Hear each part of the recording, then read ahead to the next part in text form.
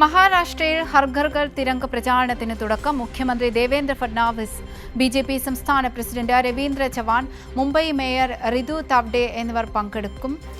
ഹർ ഘർ തിരംഗ പ്രചാരണത്തിലൂടെ ദേശഭക്തി ഉണർത്താനും വർദ്ധിച്ചുവരുന്ന യുവജന പ്രതിഷേധങ്ങളെ ചെറുക്കാനുമാണ് ബിജെപി ലക്ഷ്യമിടുന്നത്.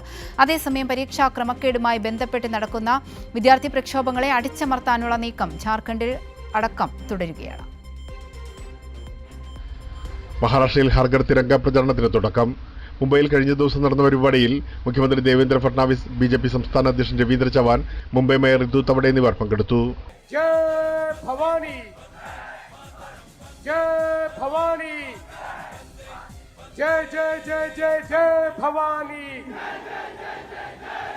ജൻസി, ജൻ ആൽഫ വിഭാഗങ്ങളെ ലക്ഷ്യമിട്ട് പ്രത്യേക ഔട്ട്റീച്ച് പരിപാടികളും ക്യാമ്പയിന്റെ ഭാഗമായി സംഘടിപ്പിക്കും. വീടുകളിലും വിവിധ കേന്ദ്രങ്ങളിലും ദേശീയ പതാക ഉയർത്തി സ്വാതന്ത്ര്യദിനാഘോഷങ്ങളുടെ ആവേശം ജനങ്ങളിലെത്തിക്കുകയാണ് ലക്ഷ്യം.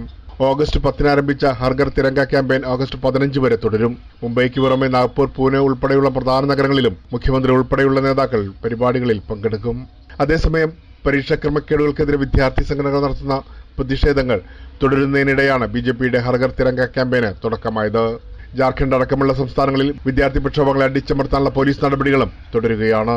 ദേശഭക്തിയുടെ സന്ദേശം ജനങ്ങളിൽ എത്തിക്കുക എന്ന ലക്ഷ്യത്തോടെയാണ് ക്യാമ്പയിനെന്ന് ബിജെപി വ്യക്തമാക്കുമ്പോഴും പ്രതിഷേധങ്ങളുടെ പശ്ചാത്തലത്തിൽ ഇതിന് രാഷ്ട്രീയ പ്രാധാന്യവും കൈവരിക്കുകയാണ്. പ്രേംലാൽ, കൈലി ന്യൂസ്, മുംബൈ.